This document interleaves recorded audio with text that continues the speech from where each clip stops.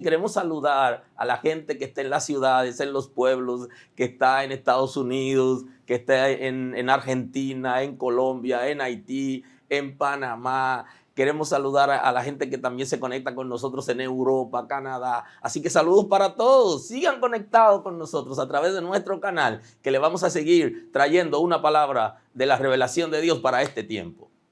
Llámese esa serie Los Medios de Gracia.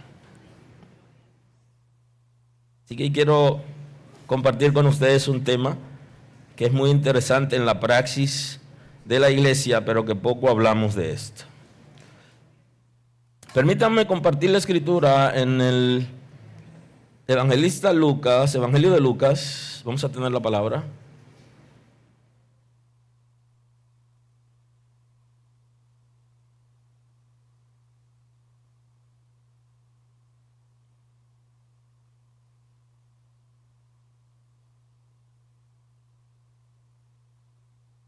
Así dice la escritura en el Evangelio de Lucas, capítulo 22, versículo 7, dice la escritura en el nombre de Jesús.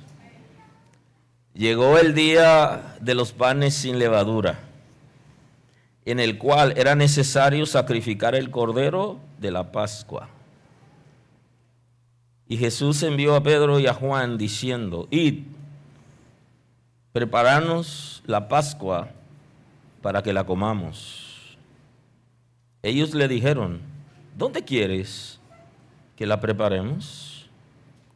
Él les dijo: he aquí, al entrar a la ciudad, os saldrá al encuentro un hombre que lleva un cántaro de agua.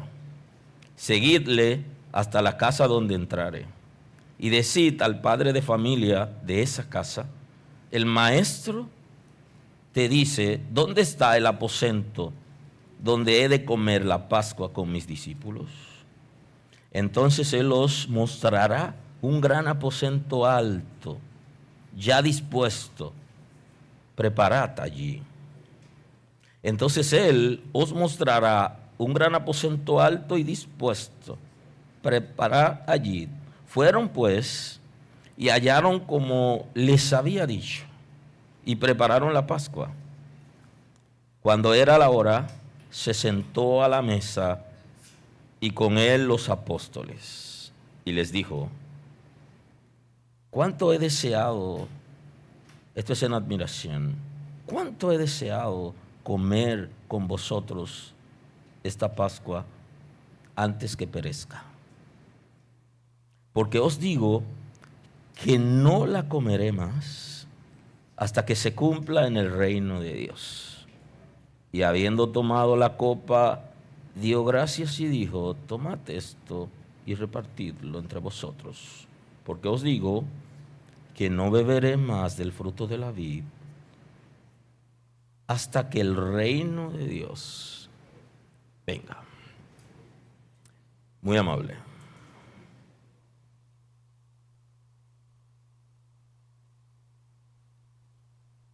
Gloria a Dios. Hablamos de la Cena del Señor. La gente le llama a la Cena del Señor Santa Cena, y es un comportamiento general en la iglesia cristiana, en el cristianismo, tanto en el cristianismo apostólico como el cristianismo tradicional en el movimiento protestante. Y en mis tiempos, cuando estuve estudiando las religiones del mundo, me encontré con una persona que estaba trabajando para saber algunos temas en la investigación, y me encontré con que hay algunas religiones que se desprenden del hinduismo, que de alguna manera, algunas expresiones participan de la Cena del Señor. Y me encontré con una persona que me mostró una sustancia que prepara uno de sus maestros con sus manos, de sus manos sale la sustancia, y él se la manda en el mundo a la gente para que participen de esa ceremonia que es parecida a la cena del Señor, pero Él la preparaba con sus manos, y de sus manos salía esa sustancia. Es interesante porque una de las cosas que hace el infierno es, como no es original, es imitar la cosa de Dios. Y no sé por qué en la iglesia no han entendido eso, que Dios es original y que no necesita imitar al infierno para nada, sino que es al revés, que como el infierno no es original y no tiene nada, entonces tienen que imitar lo que Dios hace. La cena del Señor es interesante porque tiene sus antecedentes. Ahora, cuando hablamos de la cena del Señor en la congregación, hablamos de uno de los medios de gracia. Y los medios de gracia, los reformadores trataron de estructurar una ligera definición del concepto. Y digo los reformadores porque ustedes saben que hubo en la historia del cristianismo, ¿verdad?, diferentes etapas. Hay una etapa donde en lo que se conoció como el medioevo, que hubo un control de la iglesia tradicional del mundo, de la filosofía, de la ciencia, del conocimiento y de la religión. Y entonces eso produjo cierta crisis y hubo una ruptura. La iglesia ortodoxa no era parte, sino que ya se había independizado. Entonces hubo una ruptura ahí, y se conoce como los reformadores, o el movimiento protestante se le llamó, que son los que vienen a separarse de la iglesia tradicional para volver al evangelio, a los evangelios, a la palabra, y de ahí el concepto evangélico, ¿verdad? Es cuando se regresa a los evangelios. Entonces, ellos, hablo de los reformadores, estructuraron todo lo que se conoce como la institución de la religión cristiana. Es un concepto que, al desprenderse de la iglesia tradicional, necesitaban tener una estructura, necesitaban tener una base. De ahí que nosotros en el mes de octubre conmemoramos, en esta casa se hace, el mes del movimiento protestante, porque hubo un rompimiento de la iglesia tradicional, y no sé por qué alguna gente se sientan para que los sacerdotes de la iglesia tradicional le enseñen, porque ya la ruptura se dio y la revolución también, y hubo una separación por la palabra de Dios. Entonces ellos establecieron, como ya estaba establecido en el catolicismo, toda una constitución de lo que era la religión. Entonces ellos, los reformadores, establecieron una nueva constitución de lo que sería, se conoce como la institución de la religión cristiana, en que los reformadores participaron con cierta diferencia uno de otro, pero en puntos ligeros que no comprometen la salvación. Es importante observar lo que ellos dicen acerca de los medios de gracia, porque fue lo que escribieron sobre diferentes temas para diferenciar, establecer la diferencia entre la iglesia tradicional y la nueva iglesia que nacía, para dar chance al Espíritu de Dios que tome el control. Aun cuando haya congregaciones hoy y creyentes en las iglesias que no dejen que el Espíritu de Dios tome el control de la iglesia o de su persona, lo que viene establecido es la libertad para que el Espíritu de Dios tome el dominio y el control de la iglesia y de la gente también. Y eso es lo que establece el concepto de iglesia para ellos. Entonces plantean que los medios de gracia son medios ordinarios externos por los cuales Cristo comunica a su iglesia los beneficios de su mediación por su sacrificio. Se vienen estableciendo que los medios de gracia, como ustedes saben, son diferentes. Inclusive lo que yo hago los domingos, la predicación, es un medio de gracia, porque no es la gracia en esencia, pero es un medio para que la gente sea alcanzado y sea salvo. Esto es aquellos que hacen caso a la palabra y que no se oponen a la predicación y oran contrario. De eso se trata, de que la palabra llegue a la gente y que la gente pueda aceptarla, recibirla, con el propósito de arrepentirse, de reconocer su miseria espiritual y volverse a Dios. Entonces son medios de gracia como la Escritura, como la iglesia, el bautismo en agua, que es considerado importante como la cena del Señor, en el sentido de que vienen a sellar la unión con Cristo es el concepto de sacramento que ellos establecen también.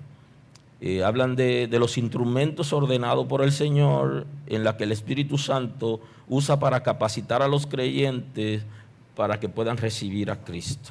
Y el concepto de sacramento sella la unión con Cristo en el pacto de gracia, porque existe el nuevo pacto que la iglesia tradicional no entendió ni asumió, sino que se quedó en el antiguo pacto. Inclusive hay congregaciones protestantes hoy que siguen en el antiguo pacto, no en el nuevo.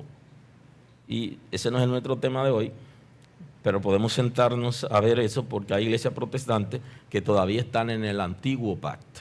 Y entonces el nuevo pacto, que es la gracia que viene a tener como garantía el Espíritu Santo, y los sacramentos, que es el concepto que también se utiliza para referirse específicamente a esos medios de gracia, el bautismo en agua y la cena del Señor, vienen a sellar nuestra unión con Cristo, vienen a establecer, ser parte del pacto de gracia. No hay salvación alguna en la cena del Señor, sino que anunciamos la gracia de Dios que rescata a los perdidos por medio de la cena del Señor. Y nos hacemos partícipe, y ojo con eso, subrayé eso que es importante, nos hacemos partícipe de su sacrificio, porque podemos ingerir el cuerpo de Cristo, no porque somos antropófagos, no, sino porque nosotros somos capaces de amarnos unos a otros y tolerarnos, aceptarnos. Porque cuando usted participa de la cena del Señor, usted anuncia que usted está unido con sus hermanos y que usted es capaz de dar su vida por los hermanos. Así que si ese no es el concepto que usted tiene, anda mal y no está participando bien, porque es el cuerpo de Cristo que estamos participando libremente. Y si el cuerpo de Cristo es la iglesia, yo estoy ingiriéndolo a usted y usted a mí como cuerpo de Cristo para volvernos un solo. Y entonces Pedro trata de hablarnos acerca de Cristo, porque el Señor no improvisa, Él no está improvisando qué pasará ahora, qué vamos a hacer ahora, qué vamos a hacer después. Dios tiene todo un proyecto, tiene un plan en la que Él establece cosas. Y entonces ya cuando nosotros hablamos de la cena del Señor, ya estaba en el corazón de Dios antes de que Cristo se encarnara. Porque el proyecto de Dios de la salvación del ser humano está antes de que Adán pecara. Por eso Pedro dice, sabiendo que fuisteis rescatados de vuestra vana manera de vivir, la cual recibisteis de vuestros padres, no con cosas corruptibles, como oro o plata, sino con la sangre preciosa de Cristo, como de un cordero sin mancha y sin contaminación, ya destinado desde antes de la fundación del mundo, pero manifestado en los postreros tiempos por amor de vosotros. Entonces el apóstol Pedro está diciendo en el capítulo 1, el versículo 18 de su primera carta, él está diciéndonos desde cuándo está en el corazón de Dios la salvación de la humanidad. Así que si es un medio de gracia la cena del Señor, entonces la cena del Señor estaba antes de crear al hombre, diseñado como propósito de Dios. Entonces el apóstol Pedro señala algunos puntos aquí. Que fuisteis rescatados de vuestra vana manera de vivir, la cual recibisteis de vuestros padres. Ahí él está hablando del pecado original. Hemos heredado de nuestros padres el pecado. Entonces esa es nuestra condición. Y entonces fuimos ¿qué? Rescatados de ese pecado que heredamos. Porque el sacrificio de Cristo se aplica. Ustedes saben que para aplicar una ley en cualquier estado del mundo, toman en cuenta el concepto de la retroactividad de la ley. O sea, que la ley no tiene efectos retroactivos, sino que tiene un efecto a partir que se crea en el presente y hacia el futuro. Sin embargo, aquí nosotros estamos hablando de cosas que tienen efecto al pasado. El sacrificio de Cristo afecta el pecado original, el que heredamos, y el pecado actual, que es el que cometemos a partir que tenemos uso de razón. Ambos pecados, Cristo fue por él a la cruz del Calvario. Así que el sacrificio de Cristo tiene efecto en la retroactividad, en el sentido del pecado original que heredamos de nuestros antepasados. Y entonces Pedro está hablando de ese concepto. Y dice, no con cosa corruptible, porque no fuimos comprados en un mercado libre donde se compran esclavos. No. Nosotros no fuimos comprados por dinero ni por plata. Así que si alguien se atreve a venderle la salvación a usted, ya usted sabe que si usted quiere la compra, pero comprar la salvación es como comprar un ave que está volando. Te vendo esa. O cuando usted va al mar y le dice a la gente, te vendo un solar ahí, mídelo, para que haga tu casa. Usted no está comprando nada porque ya fue comprada, no por dinero. Y entonces él describe aquí cómo fue comprado. ¿Okay? No es corruptible como oro o plata, concepto de dinero, sino con la sangre preciosa de Cristo, como de un cordero sin mancha y sin contaminación. Y subraye cordero, porque para hablar de la cena del Señor hay que hablar de cordero.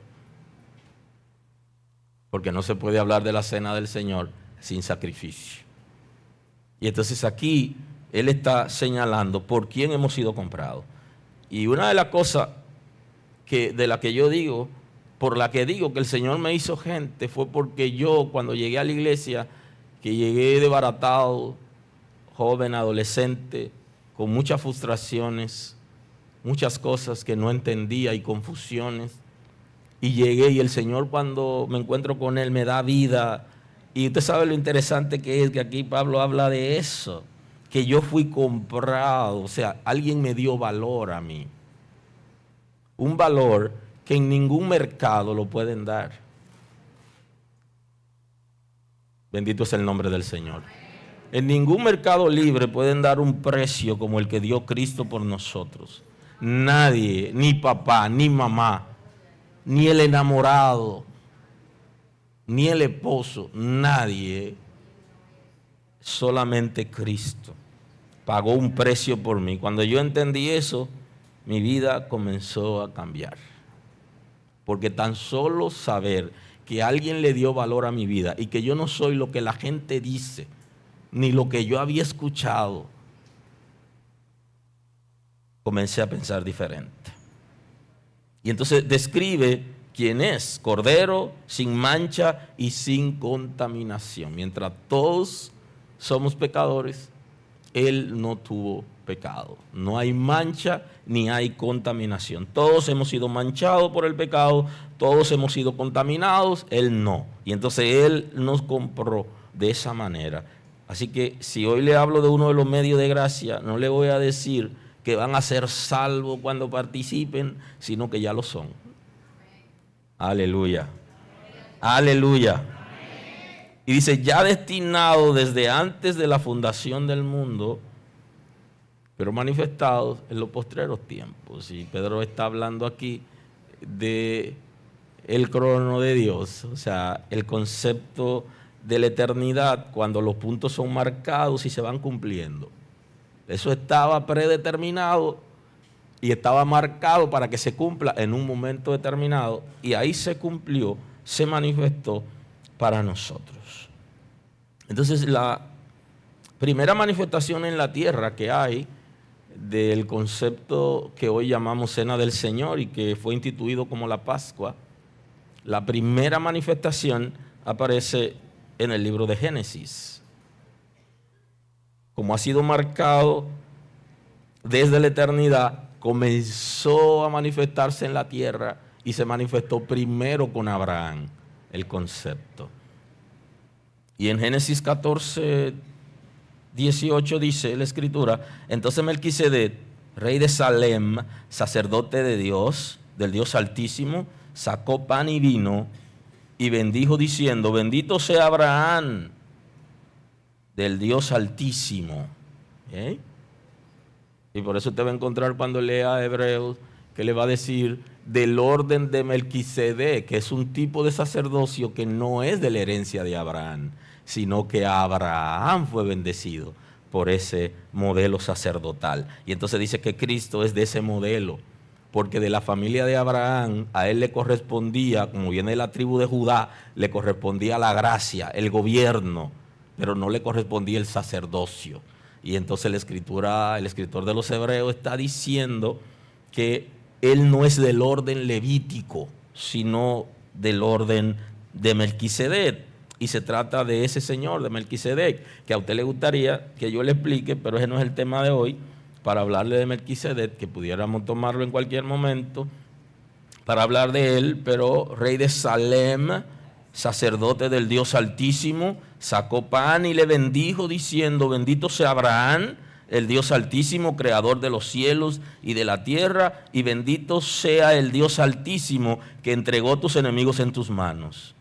Y dice, y él le dio a Abraham los diezmos de todo. O sea, Abraham, cuando recibió de Melquisedec el pan y el vino, que lo veremos más adelante, que fue la primera manifestación de la gracia de Dios como cena del Señor, él entregó sus diezmos a ese sacerdote, y esa es una señal de que él no se lo pidió. Él no le dijo, dame tus diezmos, no, él se lo dio él voluntariamente. No tuvieron que retorcer el brazo para que dé, ni le contaron cuento de camino para que dé, ni le contaron historia y lo marearon, no, eso salió de su corazón. Y ese es el concepto bíblico, grábese eso y subráyelo. Que si yo tengo que torcerle el brazo, entonces no dé porque está mal. Es una decisión personal y voluntaria. Y lo hizo Abraham porque estaba agradecido de Dios. Y entonces él lo decidió de corazón. ¿Cuándo lo hizo? Cuando se encuentra con el sacerdote de Salem, Melquisedec, le da pan y vino, lo bendice, él lo reconoce como una autoridad de Dios y entonces él voluntariamente lo hace. Es la primera manifestación de la cena del Señor en la tierra. Viene desde antes de la fundación del mundo, pero ahí tuvo su primera manifestación. ¿Por qué? Porque ya Abraham era partícipe de los beneficios de la gracia. Porque en todas las dispensaciones hay una gracia. Lo que pasa es que a nosotros nos tocó vivir la dispensación especial, que es la gracia perfecta. Y entonces, viviendo en esa dispensación, nosotros podemos experimentar cosas extraordinarias, como es la de la cena del Señor, como beneficio, como una bendición de anunciar el sacrificio de Cristo y ser partícipe de su cuerpo y de su sangre. Y esto, que es de manera simbólica, para que no vayan a interpretar como la iglesia tradicional, y por eso los reformadores tuvieron que establecer diferencia, porque ellos hablan de la transubstanciación como si se volviera, es el concepto, realmente el cuerpo de Cristo. Y entonces aquí los reformadores trataron de explicarlo un poquito mejor. No es que se vuelve, es que usted participa espiritualmente. Aleluya. Porque el toque del pastor de algo no lo santifica en esencia, sino que viene santificado por el Señor que lo trae y por los creyentes que tienen una vida apropiada. Aleluya. Aleluya. Entonces, en Éxodo comienza, en el capítulo 12, nos habla acerca de cómo se instituye lo que se conoce como la Pascua, y que de ahí ya usted vio que Cristo la conmemoró, y entonces aquí establece todo. Establece el día del mes, establece el día, establece todo sobre la Pascua. Y entonces usted hace deducciones. Cuando usted lee la Biblia, usted hace deducciones importantes. Porque establece inclusive el día que fue Cristo crucificado a partir de leer este contexto. En el 12.1, si usted tiene su Biblia es mucho mejor, es más ligero, inclusive para todos, donde usted toma la palabra y se concentra en lo que estamos hablando y en el texto. Y ahí, si usted es predicador, el Señor le va a dar muchísimas enseñanzas. Cuando usted se concentre escuchando una predicación y con la Biblia en la mano, usted comienza a recibir temas y cosas que el Señor le va dando, porque usted se concentra en lo que usted está haciendo. En el 12.1 dice: habló Jehová a Moisés y a Aarón en la tierra de Egipto, diciendo: este mes os será principio de los meses para vosotros, el primero en los meses del año. O sea, aquí le dice al pueblo de Israel a través de Moisés y Aarón, y usted se pregunta: ¿y por qué Nisan o Abil es el primer mes de ese calendario, del calendario hebreo? Porque Dios se lo estableció. ¿Por qué no coincide con el romano? Coincide como el mes de abril, puede ser por ahí lo más cercano, y porque Dios se lo estableció así. Y ustedes van a tener un calendario, y ese calendario, el primer mes va a ser este. Aleluya. Y entonces en el 6 le dice: lo guardaréis hasta el día 14 de este mes. Ahí él le dice ya el día que deben preparar el cordero y que deben guardarlo. Entonces, si usted analiza ese texto y se va a lo que leímos al principio, entonces el día que celebraban la Pascua, entonces usted dice: pero Jesús fue ese día que se reunió y fue para conmemorar esto que estamos aquí ahora. Esta fue la institución de la Pascua, según las Sagradas Escrituras. Lo inmolará toda la congregación del pueblo de Israel entre las 2 tardes. Y entonces le está hablando acerca del tipo de sacrificio que van a hacer con el cordero. Porque ese cordero que dice aquí y utiliza el concepto inmolado, que es el concepto que utiliza para referirse al sacrificio de Cristo, ese cordero que tenían que prepararlo y reservarlo para ese día.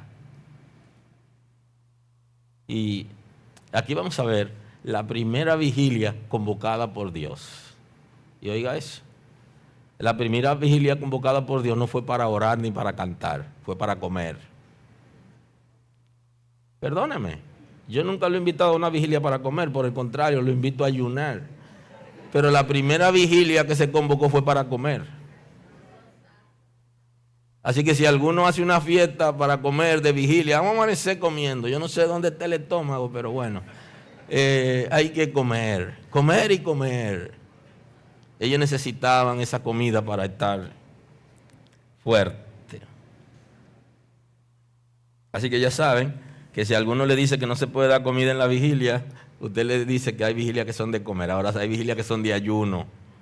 Y las otras vigilias que aparecen en la Escritura eran de trabajo, establecidas por el templo en Israel, establecido por el sumo sacerdote, donde ponía grupos de sacerdotes a trabajar, cada uno en diferente vigilia, porque la noche tenía 4 vigilias, ¿verdad? La primera vigilia, que es de 6 a 9, la de 9 a 12, la de 12 a 3 de la mañana, que es la más fuerte, y la de 3 de la mañana a 6, y luego ya la dinámica del día.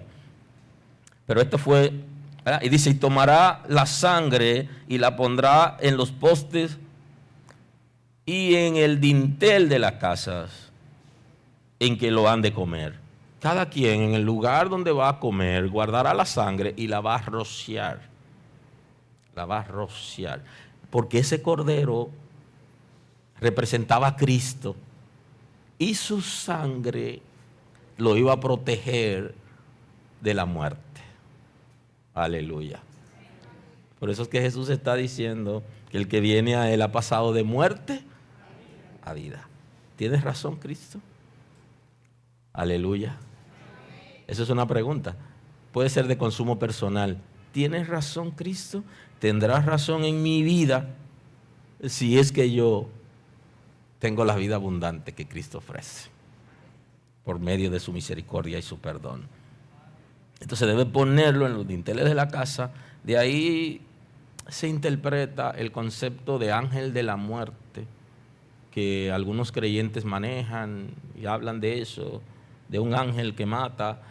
De ahí viene el concepto, porque esto está narrado en un momento donde ocurrieron lo que se conocen como las plagas en Egipto.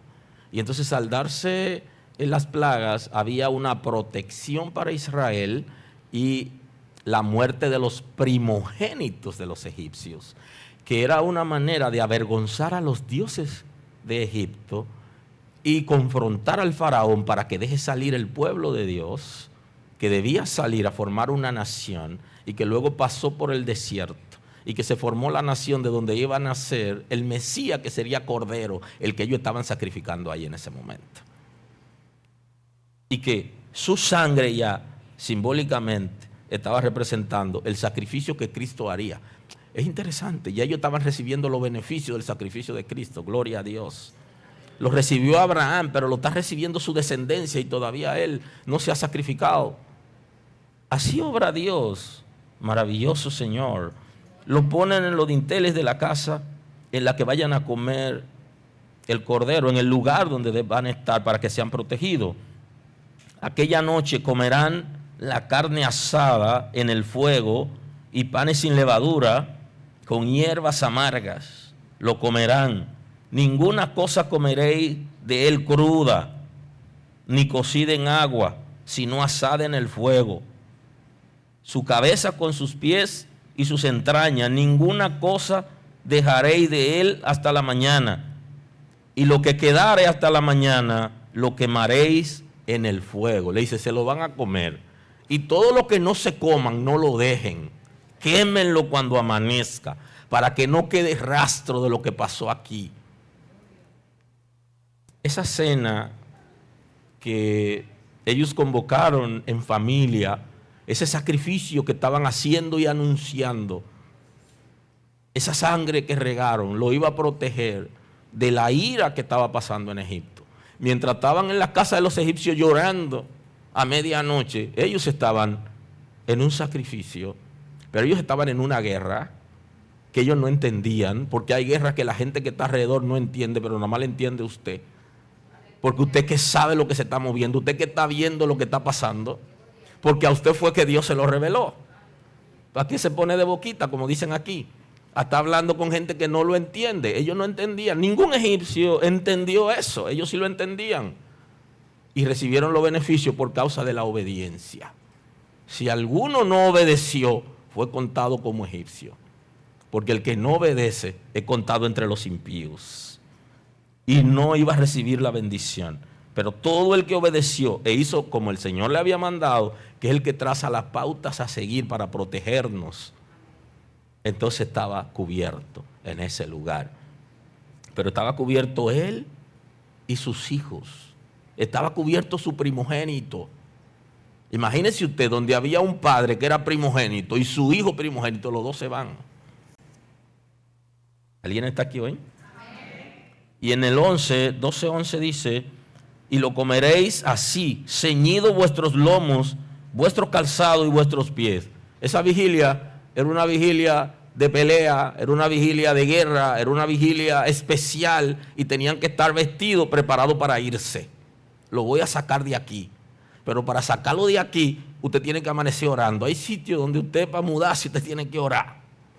Hay sitios que para usted moverse, usted tiene que fajarse. Para ellos salir de ahí, tenían que estar en la presencia del Señor toda una noche mientras se preparaba el ambiente. Y mientras había dolor y confusión estratégico. Cuando amanece, los egipcios están llorando los primogénitos y todo el mundo se está consolando uno a otro y buscando, y ellos salieron. El Señor va a distraer el enemigo cuando tú tienes que salir. Aleluya. Así que si a usted no lo han operado del miedo, ríndase al Señor para que Él se encargue del asunto. Pero el Señor distrae a su enemigo cuando usted esté pasando por el sitio que tiene que pasar obligatoriamente. Porque yo no tengo que pasar por donde esté el enemigo. Pero si yo tengo que pasar por ahí, el Señor lo distrae. Y usted pasa desapercibido, no lo ven. El Señor prepara el ambiente para la salida del pueblo y ellos estaban enterrando su muerto y llorando su muerto. Mientras el pueblo que no querían dejarlo salir, estaba preparado, vestido para salir. Y entonces ahí se efectúa el concepto de la Pascua, de donde viene hoy de lo que hablamos de la cena del Señor. Aquí se origina la Pascua de Jehová. Pues yo pasaré aquella noche por la tierra de Egipto y heriré a todo primogénito en la tierra de Egipto, así de los hombres como de las bestias. Ejecutaré mis juicios en todos los dioses de Egipto, yo Jehová, y la sangre os será por señal en las casas donde vosotros estéis. Y veré la sangre, y viere la sangre, pasaré de vosotros. Por eso es el concepto de pasar por alto. El ángel que había sido mandado a ejecutar los primogénitos, donde veía la sangre del cordero, aleluya, que iba a ser derramada en el futuro, ya estaba protegiendo aquí.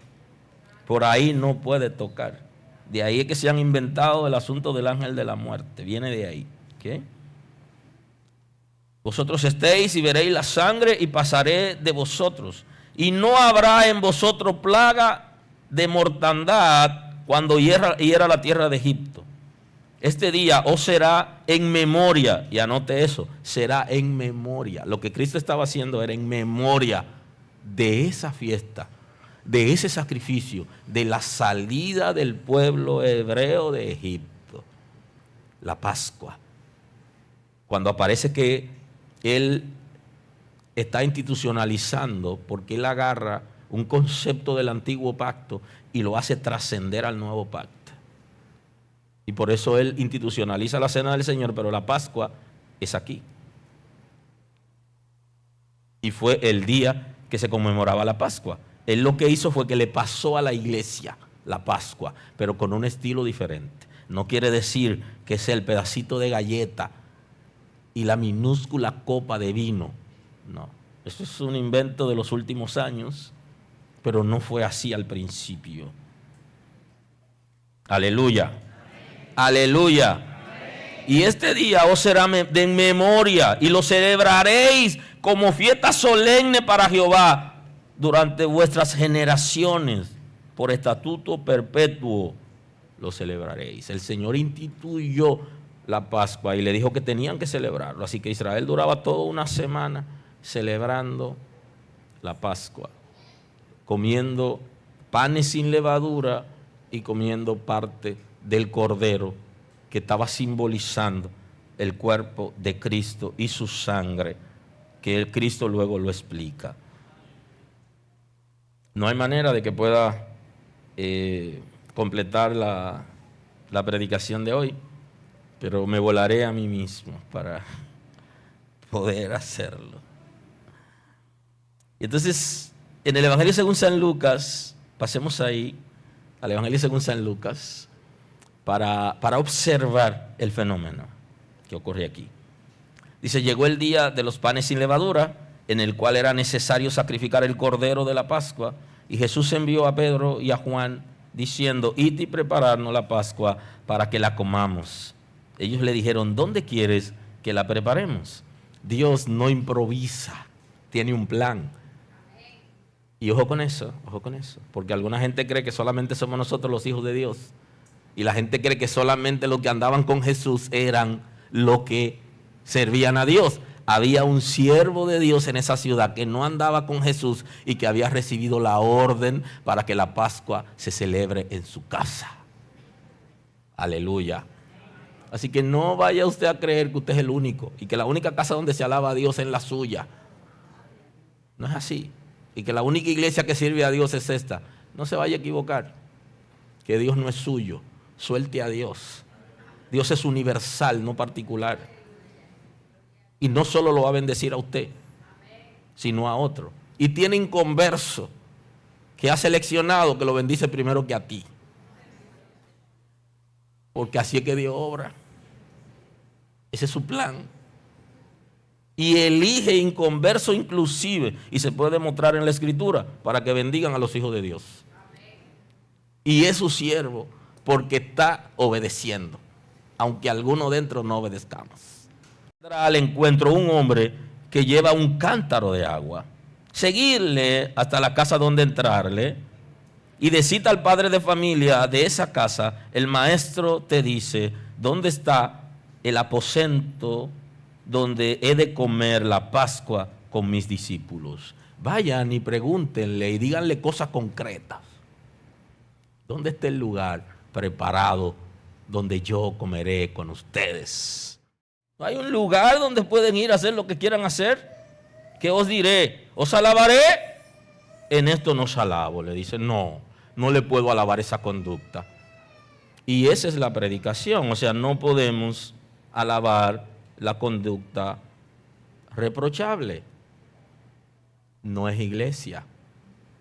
Que al que más coopera le permitamos que hagan cosas que sean reprochables porque se van para el infierno. Y ese no es el propósito de nosotros. El propósito de nosotros es guiar a la gente a Cristo indistintamente. Todos necesitamos arrepentirnos, mayormente aquellos que tienen conducta visible. Y entonces el apóstol Pablo dice, no lo voy a alabar en esto. Eso es reprochable, le dice. Y entonces él sigue en el 27. De manera que cualquiera que comiera este pan o bebiera esta copa del Señor indignamente, será culpado del cuerpo y de la sangre del Señor. Entonces le dice Pablo, ustedes están cogiendo esto a relajo, y esto no es un relajo, le dice, si siguen haciendo lo que están haciendo, ustedes se van a extraviar, se van a perder. No están sirviendo a Dios con esa conducta. Entonces le llama la atención. Observe que Pablo está llamando la atención justamente por la conducta que había allí. De manera que cualquiera que comiera este pan o bebiera esta copa indignamente es culpado del cuerpo y de la sangre del Señor. Le está diciendo, cuando ustedes participan de esa manera en la cena del Señor, es como si ustedes usaran la lanza que utilizó el soldado romano para abrir el costado de Cristo. Y si ustedes no quieren abrir el costado de Cristo de nuevo, sean solemnes a la hora de participar. Entonces dice un cantante puertorriqueño, hemos vuelto a poner a Jesús en la cruz con nuestras actitudes. Eso lo dice él. Está interesante la frase. Tiene relación con esto. Mi actitud ocasionalmente puede hacer que yo lleve a Jesús a la cruz y le abra el costado con la lanza o pase los clavos por su mano. Y entonces llama la atención. Será culpado del cuerpo y de la sangre del Señor. Por tanto, pruébese cada uno a sí mismo y coma así del pan y beba de la copa. Le dice, pruébense a ustedes mismos. Le está diciendo, reflexionen, arrepiéntanse, pídanle perdón a Dios, busquen el rostro de Dios, no participen de la cena como si fuera un libertinaje. Guarden solemnidad al asunto. Esto también lleva a las congregaciones a establecer dogmas un poquito delicados. De hecho, tuve la experiencia de alguien que me dijo, yo tengo anotado los que no participaron de la cena del Señor, porque es una costumbre aquí. Yo le dije, espérate, a mí no me dé esa lista, que yo no la necesito, yo no me voy a meter ahí. Eso hace que la gente no vayan a la iglesia cuando están peleados con el esposo o con el esposo. Pero es mejor reconciliarse antes de comer la Santa Cena. Es mejor pagarle al que usted le debe y si no decirle que usted le va a comenzar a pagar y hágale un abono y después participe y no se quede en la casa. Cuando hay Santa Cena hay gente que se queda porque no se quiere arrepentir. Sabe que no está bien y no quiere participar, pero no quiere que lo vean porque si lo ven le van a preguntar porque hay iglesias que hacen lista Y yo le digo que aquí me la iban a entregar. Le dije, no, yo no quiero eso, yo no me meto en lío. El que no quiere participar es un asunto de él y Dios. Yo no voy a perseguir a la gente. Oh, pero venga acá, ¿me va a meter en rojo a mí? ¿Y yo vine a pastorear para perderme? No, yo estoy salvo. ¿Yo voy a perseguir a la gente? No, es una decisión personal de cada quien. Ah, usted no comió la Santa Cena, mañana hay que llamarle a una reunión. Pero por Dios, es un compromiso personal. Ahora, lo que la palabra nos está enseñando es que nosotros nos examinemos. Pero observe algo muy interesante, que usted se examina con Dios, pero usted también tiene que examinarse con su prójimo. ¿No es mejor pedirle perdón a la gente que usted ha ofendido y participar de la cena del Señor que quedarse en la casa y no venir a la iglesia el día que está la cena del Señor porque usted no está preparado para comer? Razone conmigo, es mejor, porque usted no es salvo. Oye, el que está salvo no tiene una conducta apropiada. ¿Y entonces qué sería lo correcto? O que usted hable con la persona con que usted tiene problemas y usted se reconcilie. Usted está peleado con su mamá, usted está peleado con su supervisor del trabajo, usted está peleado con la esposa, con los hijos, entonces usted con los hermanos de la iglesia, porque dice el texto aquí, ya lo vimos, que eso es natural que esas cosas se den. Entonces usted debe reconciliarse, debe pedir perdón. Entonces, si usted no se baja, entonces la Escritura dice lo siguiente, en el Evangelio según San Mateo: por tanto, si traes tu ofrenda al altar, allí recuerdas que tu hermano tiene algo contra ti, deja allí tu ofrenda delante del altar, anda y reconcíliate primero con tu hermano. Oiga lo que dice. Entonces, ¿qué? La iglesia debería preguntarle a la gente antes de recibirle la ofrenda cómo está su condición espiritual. Debería. Pero no es bueno que lo hagan porque la gente se van a sentir rechazado y excluido. Pero la Escritura lo manda a que no ofrende. Si tú tienes enemigos, no ofrende en la iglesia. Reconcíliate primero y después ofrenda. Si eso es con cosas sencillas, ¿qué sería la cena del Señor? No, vamos a reconciliarnos primero y después participamos de la cena del Señor. Entonces, ¿dónde usted abusa de la cena del Señor? Cuando usted no hace lo correcto. Usted le dijo al esposo de lo que iba a vivir o de lo que se iba a morir en la mañana. Usted tiene que llamarlo antes de participar de la cena del Señor y decirle: mi amor, y tú sabes que esa lengüita mía yo estoy tratando de doblegarla, pero tú has escuchado el corito. Yo estoy en esa lucha, yo estoy orando, es que no puedo. Perdóname, mi amor. ¿Y tú estás en la iglesia? ¿Y qué tú haces? Mi amor, el Señor está trabajando en mí, Él no ha terminado. Chancéame, perdóname. Entonces, pero usted no le va a pedir perdón para participar de la cena del Señor. No, usted le va a pedir perdón porque usted sabe que lo que hizo está mal. Y usted quiere estar bien con Dios y quiere estar bien con su esposo. O al hombre que se le zafó la lengua o la mano y empujó y amenazó. Y entonces viene a la iglesia: pastor, Dios le bendiga. Ay, santo. Y son los que más lengua hablan en las iglesias. ¿Es malo hablar lengua? Usted sabe que no, porque yo lo expliqué.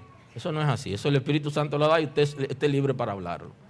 Pero los que más hablan y más saltan, porque lo hacen por emoción, para venderle a la gente que están bien.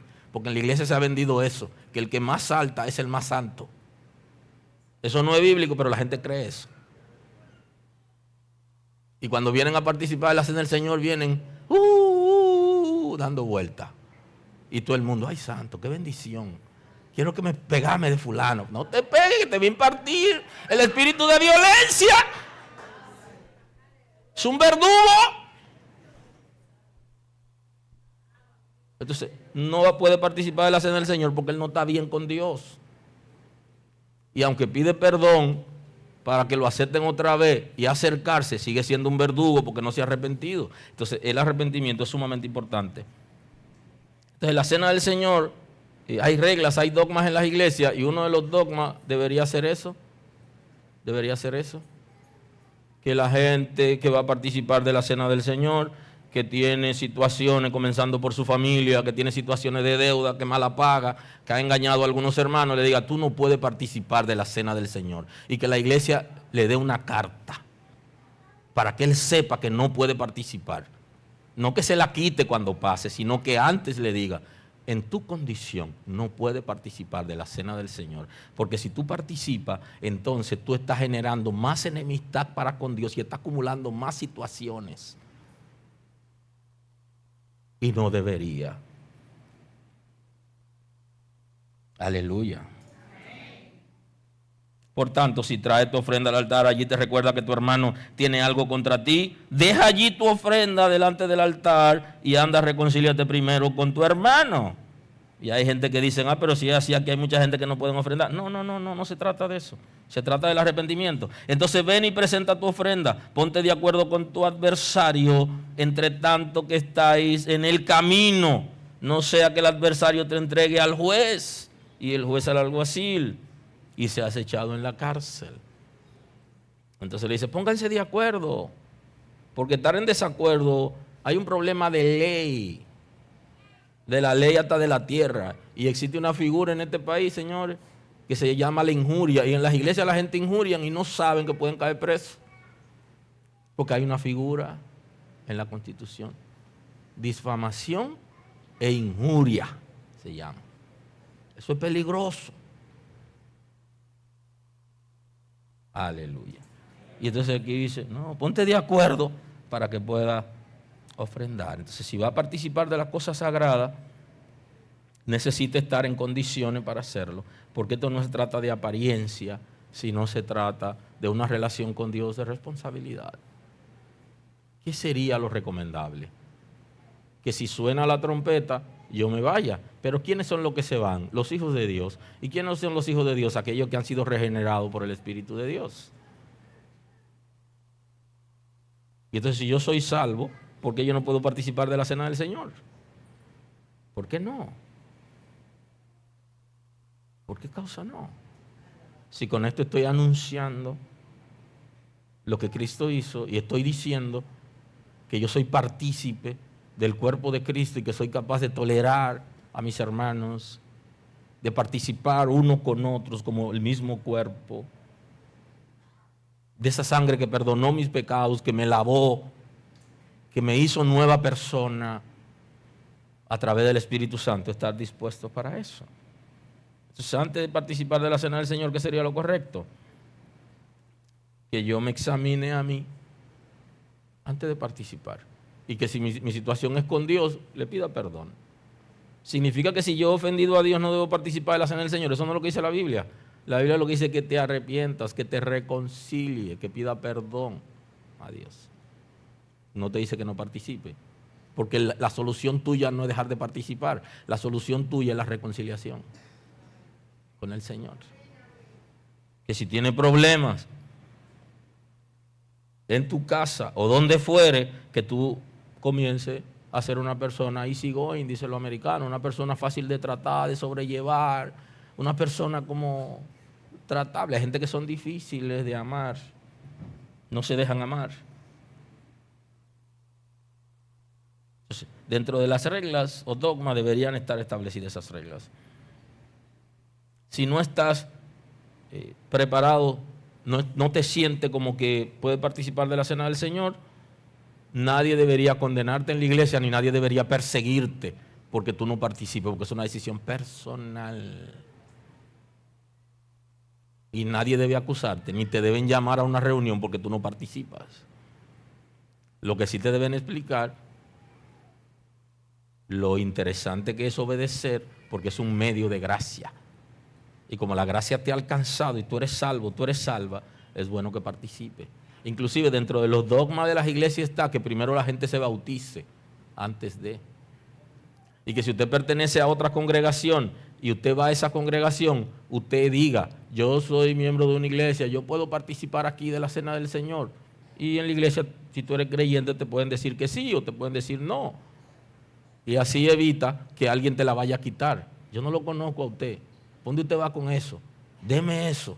Que usted vino aquí por primera vez. Entonces es un rebú, un lío, una vergüenza que nadie puede pasar.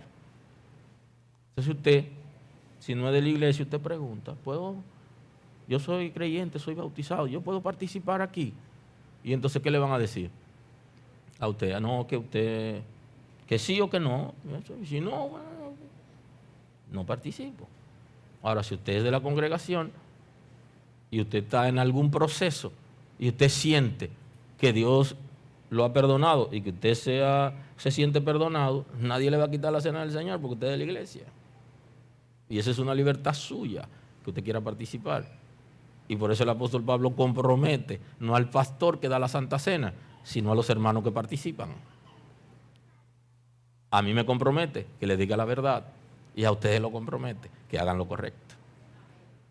Y entonces de esa manera podemos estar todos en paz. Así que es oportuno, hoy me pasé unos minutos, un día que uno se pase, eso también es bueno, porque se pone a prueba la desesperación por la que hemos venido. Voy a orar y así participamos de la cena del Señor. Señor, gracias hoy. Queremos darte la gloria y el honor a ti en el día de hoy. Gracias por darnos la oportunidad de estar en tu casa, de poder compartir la palabra. Señor, mira que vamos a participar de la mesa sagrada, que nuestros corazones estén dispuestos para participar, que libremente podamos disfrutar de la bendición que trae consigo la obediencia a lo que tú has establecido, Señor. Gracias porque trabaja en nuestro ser, porque eres transformador, eres guiador, Señor. Endereza lo torcido en nosotros. Gracias por habernos justificado, porque tenemos paz por medio de la justificación. Señor, gracias por tu paz. Honor y gloria a tu nombre. Gracias por estar con nosotros escuchando la palabra. Hoy es un buen día para que tomes una decisión para recibir a Cristo como tu Salvador. Nosotros queremos estar contigo y apoyarte en el conocimiento de la palabra. Podemos trabajar contigo un curso de estudio bíblico para que puedas conocer a Dios. Hoy es un buen día. Llámanos o escríbenos por WhatsApp y estaremos contigo en este momento. Dios te bendiga.